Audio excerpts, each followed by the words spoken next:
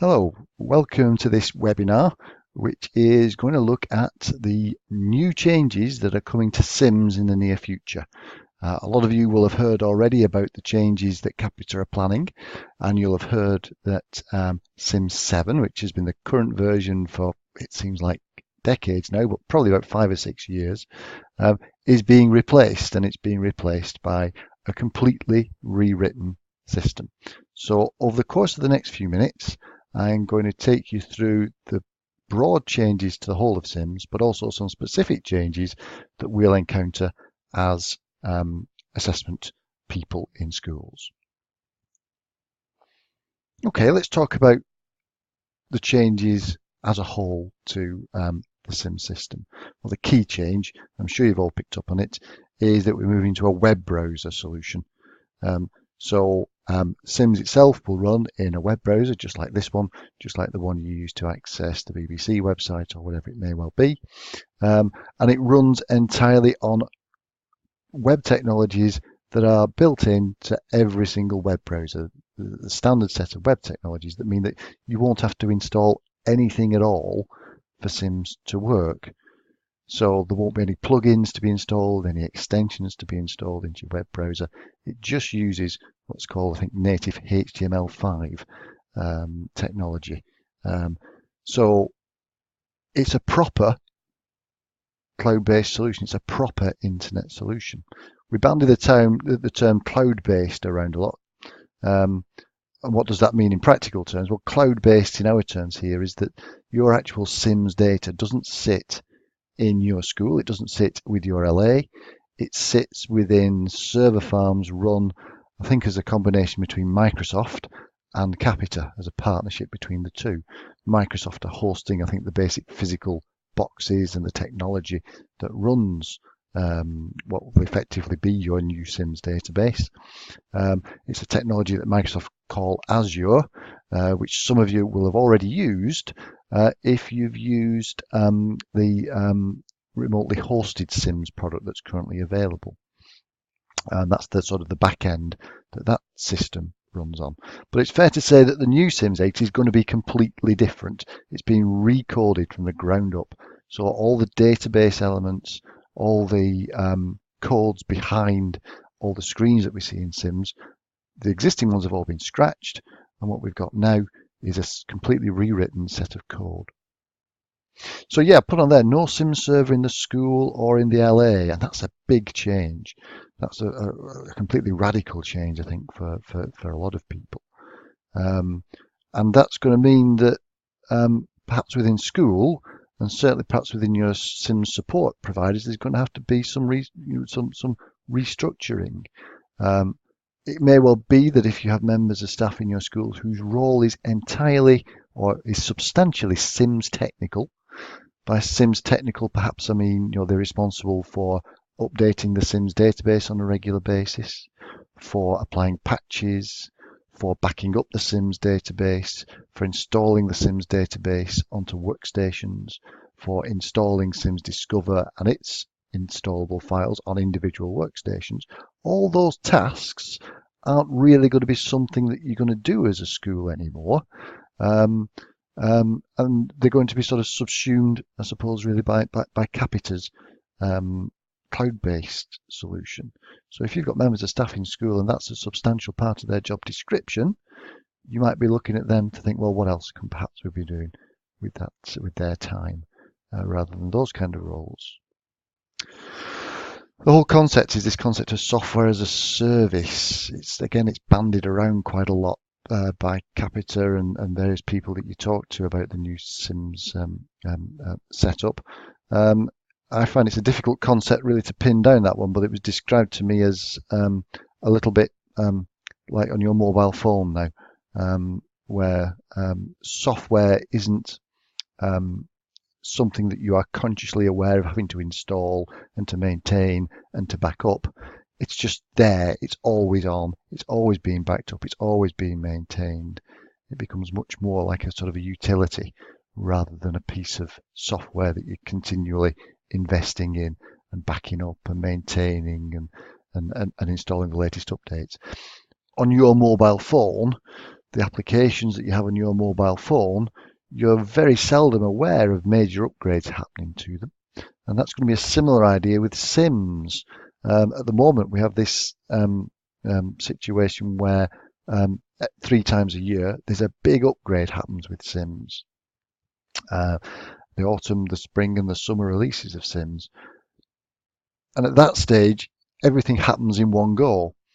And we all know from past experience that that can really be quite traumatic. If it goes right, it's fantastic. But if it goes wrong, then it can be very disruptive of school life. And we'll realise at that point how much we do rely on Sims. That's going to be phased out, so that those single one-off big updates 3 times a year will become a thing of the past. And what you'll notice is it'll be much more like your mobile phone apps, where perhaps 2 or 3 times a week there are small, tiny, incremental updates applied to your email program on your phone, to your Keep Fit application, and all the rest of it. They all happen in small amounts, so there's no big bang approach to updates. Capita will continuously throughout the term and throughout the working year be releasing small updates to Sims, which won't cause any noticeable downtime because they are very small updates. But when you look at them over the course of a 12-month period, they will sort of do all the usual updates that Capita have to do, but just in little tiny increments. So yeah, to put the bottom point, there's no Solus, which would be a relief for many people, I'm quite sure. But Solus was the previous way of Sims cascading its updates out to different workstations and servers and all the rest of it. And it was a little bit of a black art getting the darn thing to work, especially the latest version, Solus 3. But the move to a web-based cloud solution is going to mean that we as schools and as support units don't have to worry about the updates. Capita can worry about those little updates. They can do all that sort of hard work. We'll just inherit those updates as soon as we use our web browsers and successfully log onto the SIM system. I mentioned before that, yes, a complete redesign. Everything's been recoded. I think at the moment the SIMS database, and I don't know this, I have no idea ultimately, but I have a sneaky suspicion that behind the scenes the SIMS database is a bit tangled, a bit of a mess perhaps. And some of the code I think that's in the SIMS system now has been around so long and has been patched so very many times that it's become very difficult for Capita to maintain that code. So I think from Capita's point of view, they absolutely wanted to start with a completely blank sheet and recode, restructure everything from scratch. So that apparently is what they have done. While they have committed to keeping all the key functionality of existing Sims, they have said that where there is functionality that people no longer use, they will attempt to use this opportunity to drop that functionality. From what I've picked up, they've obviously been very cautious about doing that. They don't want to take away any functionality from schools that are genuinely being used by schools. But I'm thinking perhaps things like OMR support for assessment manager may well disappear and things like that, because we're all aware of bits of Sims that possibly no school has ever used for 5, 6, 7, 8, 9, 10 years. So those will probably go. Mentioned before that it uses native HTML5, so from your school's point of view, you'll be able to use it on any workstation within your school. Not just within your school, of course, but from home as well. All you'll need really is a proper Sims ID, that's a username and password, and an internet connection and a completely standard browser. And by a completely standard browser, yes, I mean Google Chrome, Internet Explorer, Firefox, all those usual suspects, but Safari as well will also work. So you'll be able to, for the first time, to be able to run Sims on your Mac without installing emulators and all the rest of it. So that'll be a positive step. And of course, because it works through browsers, it'll also work on your tablet. So an Android or an iOS tablet will also work with the new version of Sims. In theory, of course, you could also perhaps get it to work on a mobile phone for that same reason, but I would wonder whether or not the interface is just too small and too fiddly to use for a mobile phone, but I might be proved wrong on that. Yeah, they're developing a new timetable and finance modules as well as a Sims core module. I'm going to talk obviously about the assessment system in a little while, but yeah, new timetable and finance modules are going to be included there. They're all being recoded also from the ground up. So that's FMS and Nova T and so on. And overall, the options module has already been recoded and is available now to secondary schools to help schools set their options, or help pupils and teachers set their own options more likely. Yeah, so it'll work on your school Wi-Fi, it'll work on your home Wi-Fi, it'll work on your 4G connection over an internet. And of course, that throws up lots and lots of security concerns for all schools, I'm quite sure. But Capita are very keen to stress that they are following all the strictest industry guidelines for making sure that all the data is encrypted, the data is secure at all times, and so on. I don't pretend to be a security expert, so I'm not going to pass comment on that particularly. But I know Capita will be and are very keen to reassure people that they will be sticking to all the relevant security guidelines. And of course, this will all come down ultimately to, I suppose, the security of our own user IDs and passwords that we use with Sims.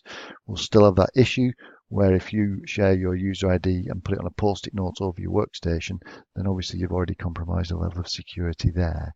So those issues will still remain, and perhaps they will be pushed more to the fore when we have this scenario where Sims becomes much more easily available. But those things will have to be worked through. The other aspect that concerns many schools, and perhaps is worth a conversation in your school sooner rather than later, is that everything becomes very reliant on your internet connectivity. If your Sims data is held in the Sims cloud, and your local internet connection, maybe it's a cable coming up your drive or something like that, if that gets cut through by somebody's digger and you lose internet connectivity, you have lost access to Sims. Of course, the same issue used to happen on your Wi-Fi network in your school. If workmen came in and unplugged the Sims server, the similar kind of thing would happen. So that's not exactly a new problem.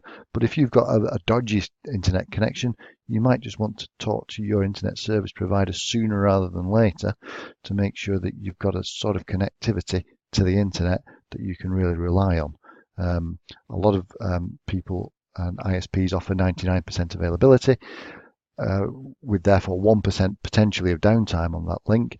But of course, if that 1% of downtime happens on exam results day morning or at some other highly vital time, then you really will feel it. It'll feel like a lot more than just 1%. So you might want to revisit your internet connectivity.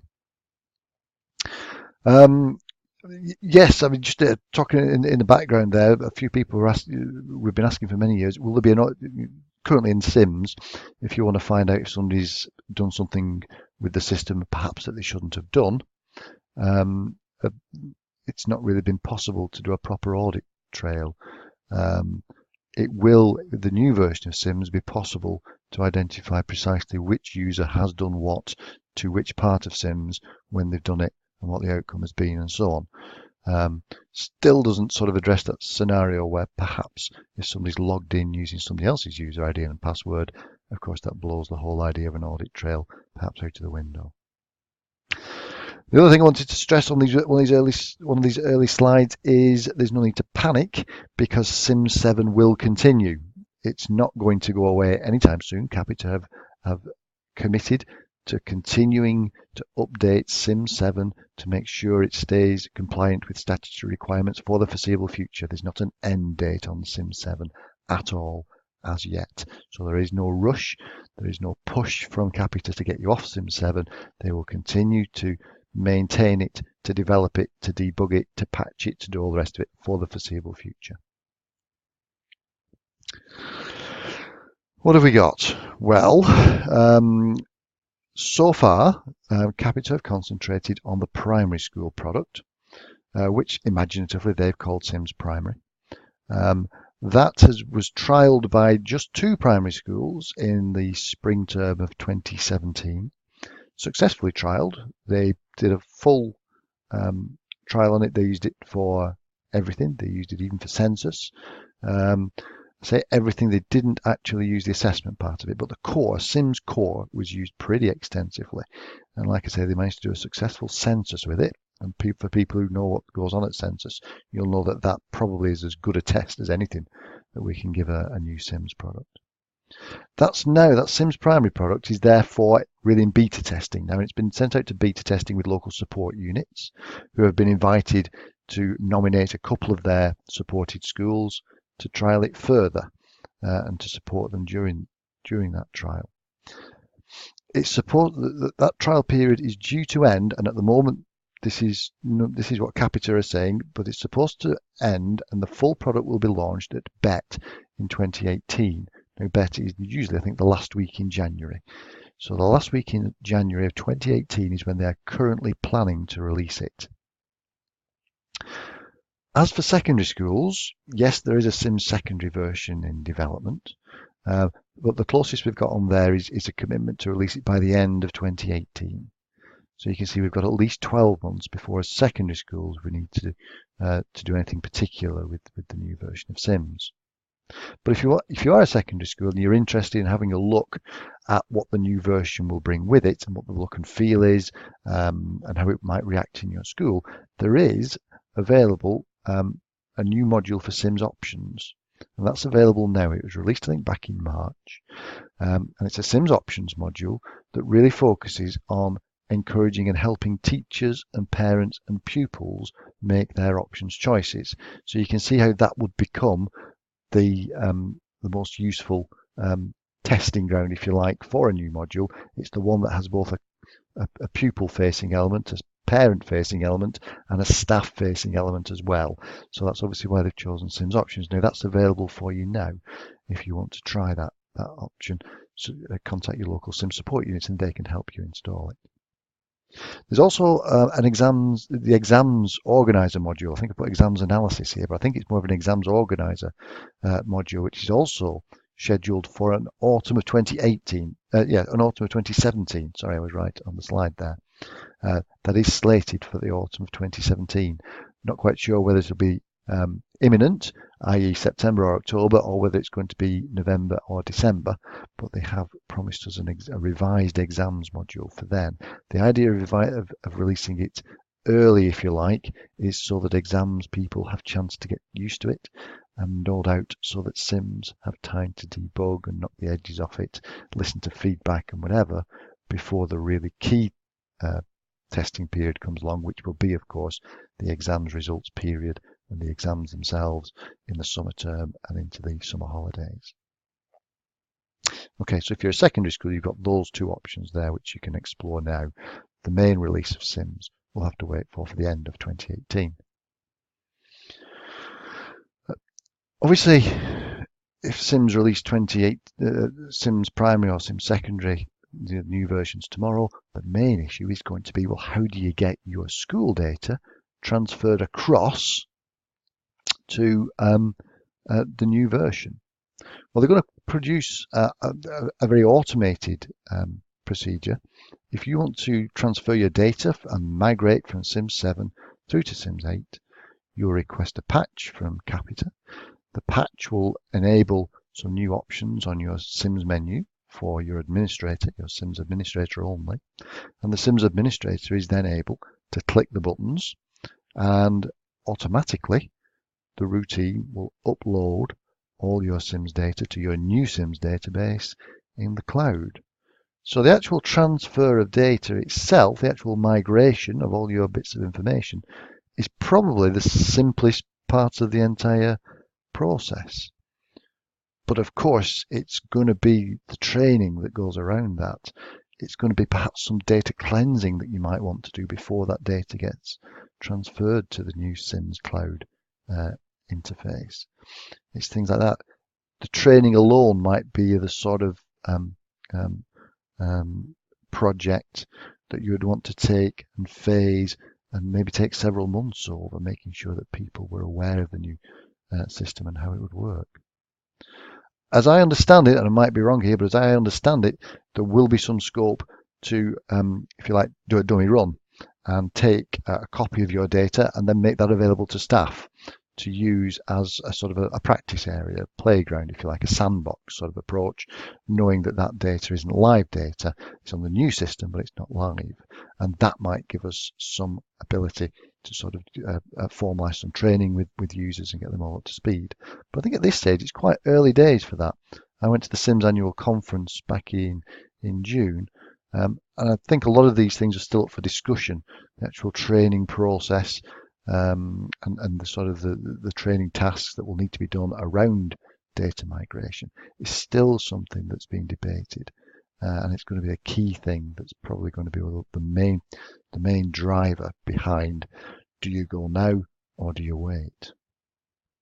The new SIMS user IDs and passwords, again, that's all going to be created as part of the process, and for schools with 100, 200, 300 members of staff, perhaps 1,500 pupils who maybe need some kind of SIMS access, parents who also need SIMS access. That's going to be a major task. So again, the creation of SIMS user IDs and passwords will be a very automated process. Once you've transferred your data from SIMS 7, your old one, to the new one, SIMS 7 will automatically become read-only. So the copy of SIMS that you have in school, your old copy of SIMS, stays there, is still available, but there is no new data that you can add to it. It becomes locked for read-only purposes. A lot of schools use SIMS with third-party pieces of software to send text messages out, to handle dinner monies, all the rest of it. There are a lot of third-party companies out there as well. And that's probably something that you'll want to keep a very close eye on. First of all, identify all the third-party products that you maybe have integrating with SIMS. And then there might be an exercise for you to do that liaises with the suppliers of those third-party products to make sure that they've been upgraded and they are compatible with the new SIMS 8. And of course, those third-party suppliers themselves are right now busy talking to SIMS about what they need to do to their products, so they won't be surprised by the new changes. But you'll want to make sure, for your own purposes, that you've run through it all.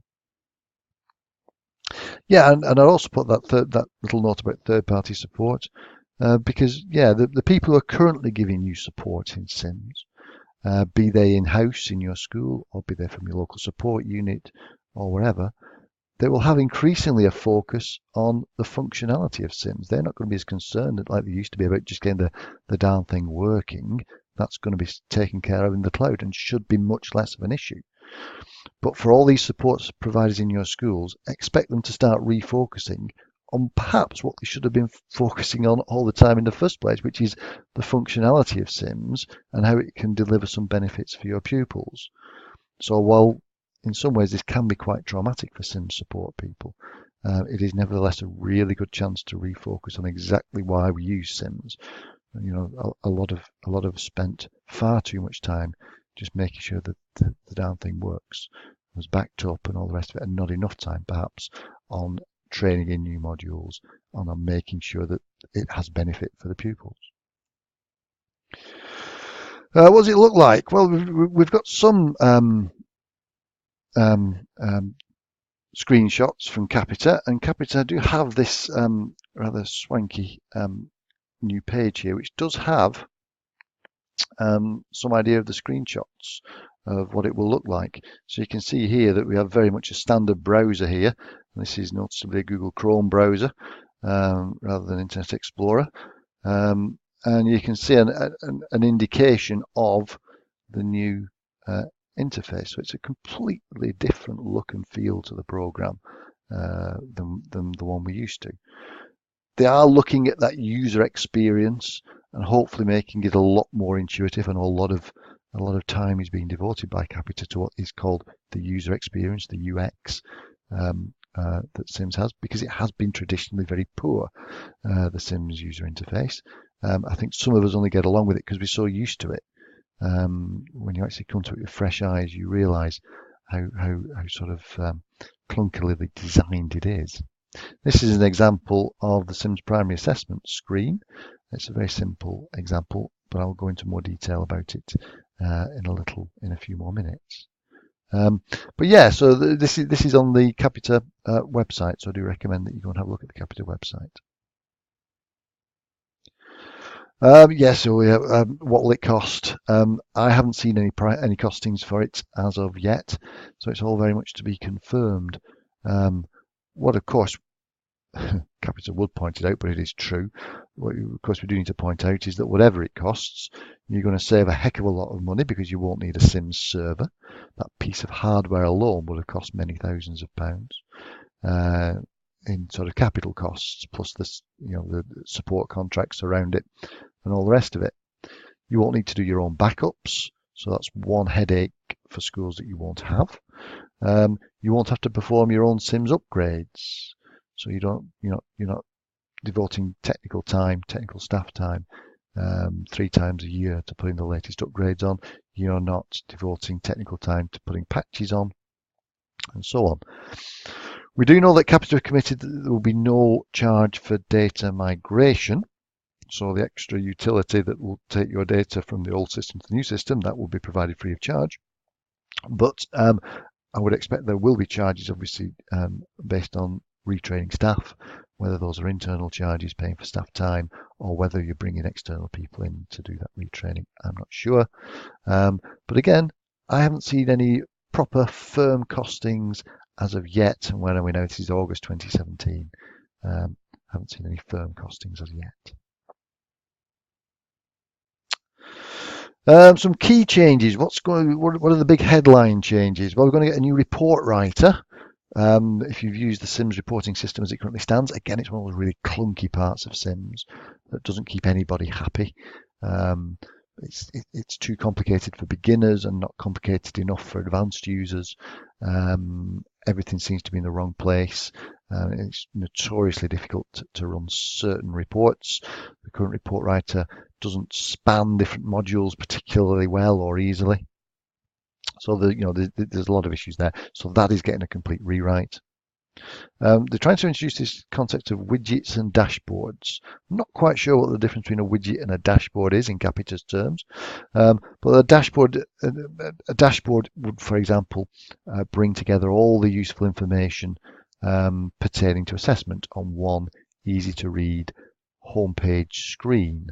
A widget perhaps is a smaller piece of information that might make up a dashboard. So many widgets make up an individual dashboard. The dashboards themselves can be tailored to fit either the function, i.e. you might have a set of key performance indicators for assessment or attendance or something like that. That's function.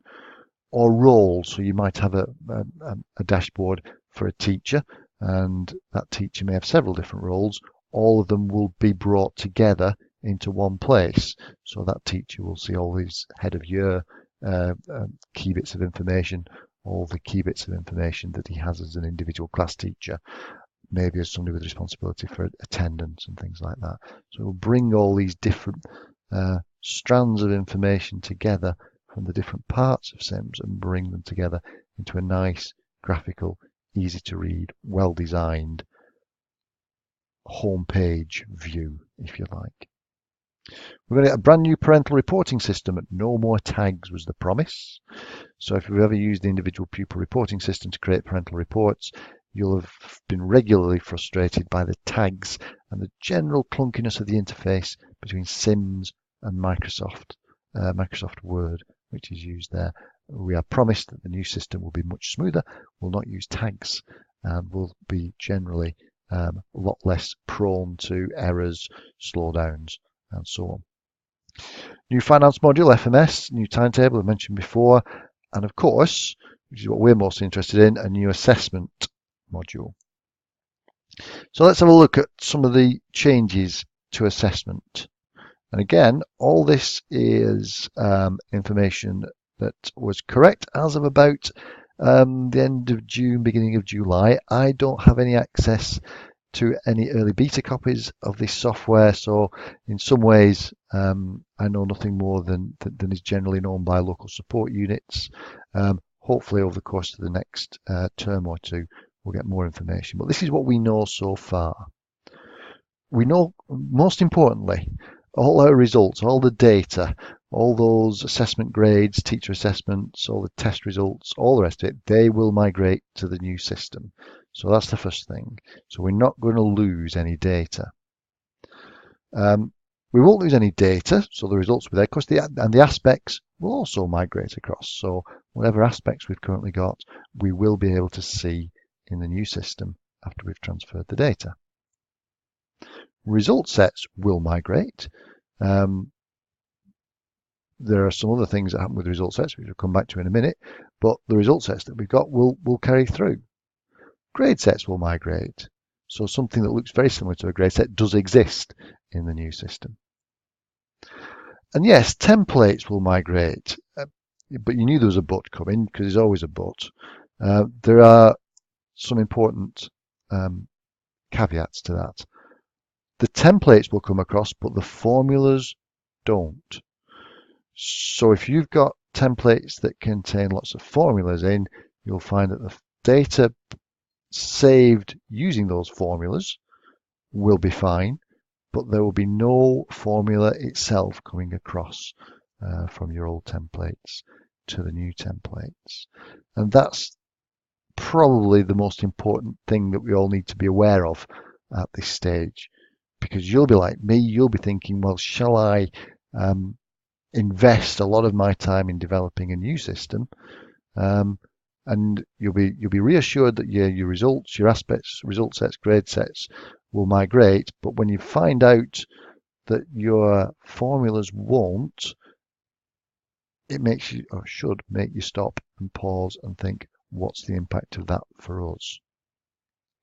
Before we come to the pros and cons of do we migrate, do we not migrate, do we create a new system now, or do we wait until SIMS 8 comes out, which I'll try and answer in a few minutes' time, let's have a quick look at the terminology and some of the changes that SIMS 8 will bring in for us with assessment. Grade sets. Grade sets will still exist, but they'll be renamed as result types, which does actually kind of fit a bit more of what they cover now. You will be able, with grade sets that we inherit from Capita, you'll be relieved to know that we will now be able to amend those, or at least develop them.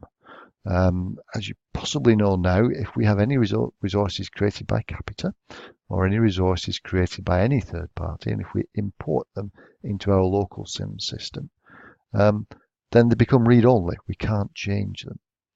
And this was an especial issue with grade sets, because grade sets are so fundamental to everything we do in Assessment Manager. And the fact that if Capita put a grade set together, be it for the programmer study mark sheets, where they use secure emerging developing, or for the GCSE results, where, for example, this year their grade set uses the old point score rather than the new point score, we have never been able to change those. But with the new system, we will. So anything that comes from Capita, we will henceforward be able to develop. And that can mean that we can put extra grades in there, and we can make them equivalent to current grades if we want, or we can actually just turn off certain grades and remove them from the system. So that's going to give us a lot more flexibility. Result sets are also changing in their focus. Result sets are going to become a lot more intelligent. First of all, they're renaming them as assessment periods, which is fine, because I think result sets is a name that nobody really understands. And I make the point here that they're no longer just labels. At the moment, they are purely labels, and you can make the label to be whatever you want. They won't be in the new version of SIMS. They will be most definitely linked to periods of time. So if you're currently using result sets, perhaps to identify different subjects, and I know some people will have a situation, for example, where they have an aspect called effort grades, just a generic aspect called effort grades, and they will pair it up with a result set called maths, a result set called English, a result set called physics, to give one aspect and the ability to record different subjects against it. And you can do that now with result sets because result sets are currently just labels. But be aware that in the future you won't be able to do that with result sets because they're going to be specifically tied to periods of time. They will include a concept of frequency and they will be linked to curriculum years. Now, how that all works out in terms of selecting the new assessment period on mark sheets, I'm not quite sure. But when you think about it, for the first time, it will allow us to do the kind of reports that say, okay, pick me out for the whole school. I want the teacher assessment for this autumn term. Now, with result sets as they used to stand, we couldn't do that. We could do one for the year 7 autumn term, for year 8 autumn term, year 9 autumn term. But because the old style result sets were just labels, they didn't really ever understand that a particular result set referred to the autumn term. But because of this change, because we're making result sets more intelligent, result sets, assessment periods, will be linked to, we'll be able to link an assessment period to a term, irrespective of which curriculum year it belongs to. And that will free us up ultimately to be able to create some better, cleaner, more easy to manage results and reports. Aspects stay the same as aspects. They will still be referred to as aspects, but they become smarter because within the aspect we will also be able to define which key stage they relate to, which subject they relate to, whether they are effort, target, actual, prediction, and whatever other type of aspects that they are. Why do we want to do that? Well, think of this. What about putting a mark sheet together where we can search, maybe a big wide mark sheet. We've all got big wide mark sheets. They've got hundreds of columns on there.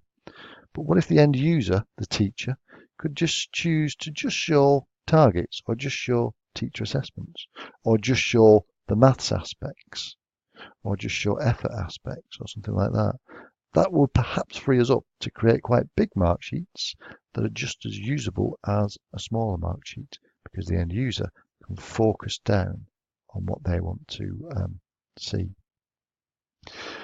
Mark sheets will get a big makeover and the templates behind those mark sheets especially. Now the big exciting headline change, I think, to Assessment Manager, the one that really sort of gets me excited about Assessment Manager, is a change to the way formulas are going to work. Formulas will be based on an Excel formula style. So if you know Excel, you'll know that we have a formula bar in Excel, and we can create formulas that are a chain, if you like, of different formulas all put together. At the moment in Assessment Manager, if we want to use a sum and a division and a multiplication formula, we have to put them into separate columns, and that's hugely wasteful and hugely time consuming. But with the new version of SIMS, what we can do is we can create a single formula that includes the division sign, the multiplication sign, a sum formula, conditional formatting, whatever we want to. We can, if we want to, put it all within one formula, perhaps using brackets and stuff like that to put the order correctly and things like that. But we'll be able to do exactly the same. Now, it's even suggested that we'll be able to cut and paste some formulas from Excel directly into the new marksheet templates. Now, that will work up to a point. I'm quite sure that the actual column references will have to change. But the broad idea is that because we'll be using the same language, if you like, to define our Excel formulas as we're going to use with our Assessment Manager formulas, we won't need to retrain ourselves and our staff to put formulas together in Assessment Manager. We'll be using a common currency of formulas. So that's going to be that's potentially a massive change. Just being able to cut and paste formulas from one column to another, gosh, that's going to save us a lot of time. That in itself, to me, is something that's going to save me in an average term hours and hours and hours of development time. Conditional formulas, again, at the moment we've got these nested if then else statements which are so clunky and so time consuming, but conditional formulas will be creatable in the same way as they are in Excel, which is a much simpler way of doing it. For the first time, we'll be able to specify colours in the grade set, and if we want, use the colours in the grade set. So if you want to colour all your secure grades and higher in green, you can select that in the grade set instead of having to put it into a formula every time. And if we want, we can use that colour directly in the mark sheet. New analysis views in a standard mark sheet will now have, for the end users to see, our teachers will have analysis views, which will allow them to do the summarising and the averaging of the different columns much more easily than we have now. And another one that I just saw slipped in at the end of one of Capita's elective sessions at the annual conference back at the end of June. The ability to change the assessment period. Remember, an assessment period is a result set. If you remember that, then if we're on a mark sheet, if we have a little drop down that just allows us on the fly to flip from viewing the autumn term results to viewing the spring term results, a little bit like on those programmer study mark sheets, we can do that now where there's a little drop down that comes up with the result set, and we can change result sets very easily. Same kind of thing we'll be able to do on a standard mark sheet now. And that might mean we don't have to create different mark sheets for autumn, spring and summer terms. At the moment, that means every job is 3 times longer than it has to be. That's if I'm only assessing 3 times a year. If I'm assessing 6 times a year, every job is 6 times longer than it has to be. Because I don't just have to do it for autumn half term, I've got to do it for autumn term and so on, and all the other terms through the year.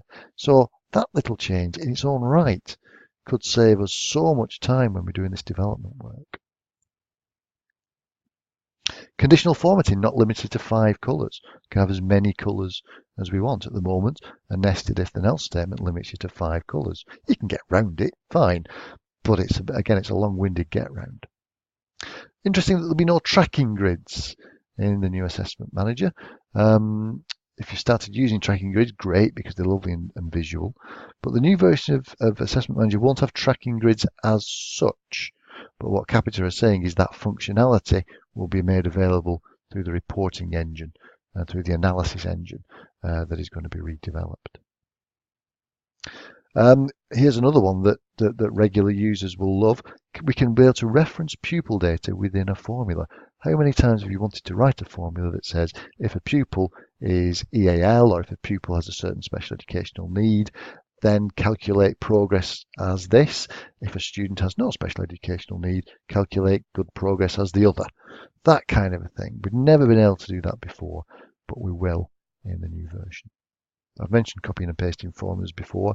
Being able to share complex formulas. Yeah, because if we can cut and paste them, we can put complex formulas together and share them between schools, between local support units. I can put them on the blog and do things like that. And if it's just a matter of cutting and pasting them, even the most complicated formula becomes shareable. Mention the fact that there'll be no more tags in pupil reports for parents. That's going to be a very popular thing. Capita is trying to introduce this idea of business intelligence. You might want to read up on the ideas behind business intelligence. It comes from industry and a lot of big software products which pull data from various different data sets and present them in a really sort of a simplified way. It's all this. The buzzword is business intelligence.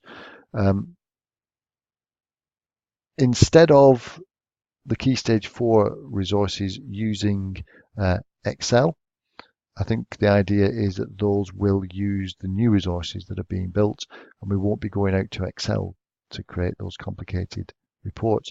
That'll be built into the reporting engine within SIMS. And of course, there's a whole set of assessment dashboards for the home screen in SIMS 2. Okay, well, given all those sort of bits of information, what should you do now?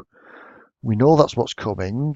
What do we do now? Because the world keeps turning and people keep knocking on our doors. And people still want assessment systems this week or next week. They're not too worried as yet about the end of 2018. So yeah, Capita timescales are for a secondary product available by the end of 2018. but most of us who've worked with software companies before are very aware that timescales like that do tend to slip. Real life events come in the way.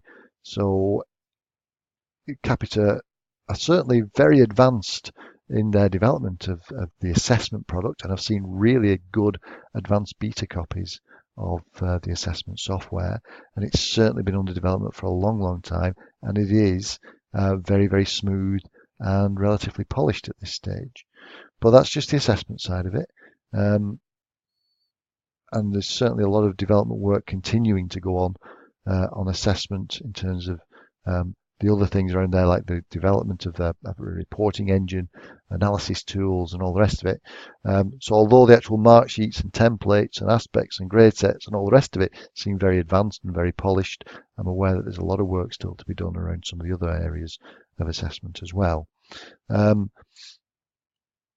We've got this worry, I suppose, and it's a big thing. It is a big thing, that although the results will come across, I'm saying that because the formulas in our assessment systems don't come across, effectively that means that our assessment systems will not transfer. And all the data will, the individual bits of information, but an assessment system is so much more than the individual results. It's what you do with that information, it's how you present it. And for most of us, the formulas that we've included in our assessment systems are a vital part of the system itself. So the formulas are how we put colours on there, the formulas are how we calculate progress, they're how we calculate targets, and so on.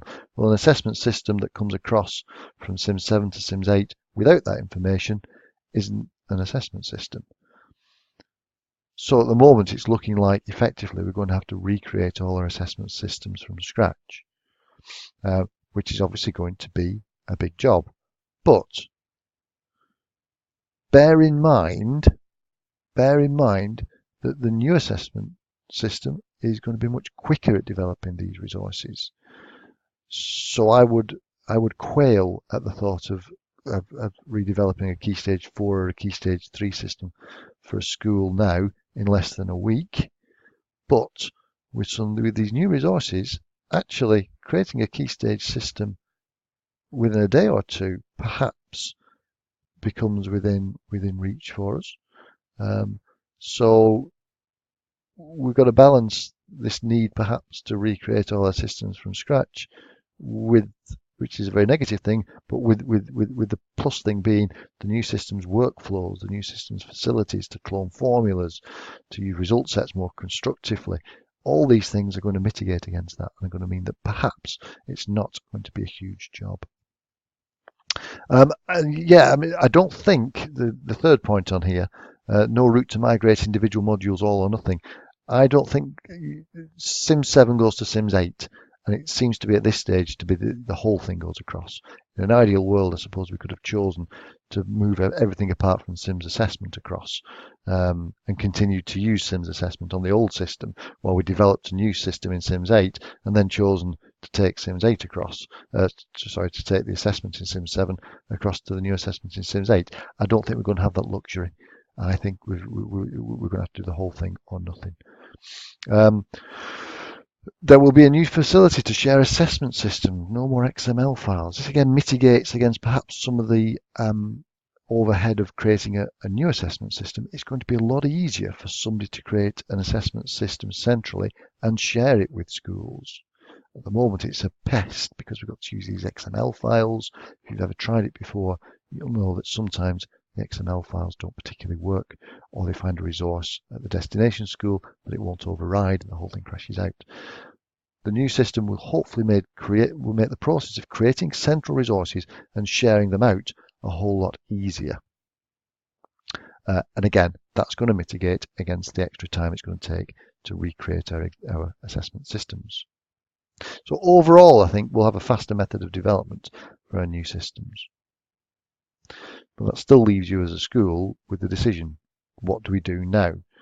Do we develop a new system or do we wait? To me, and this is my personal thoughts, to me at this stage, there is no reason to not continue creating systems using Sims 7. I wouldn't recommend to any school to hold back as of, this is the autumn term of 2017, I would say to any school, continue to develop your systems in Sims 7.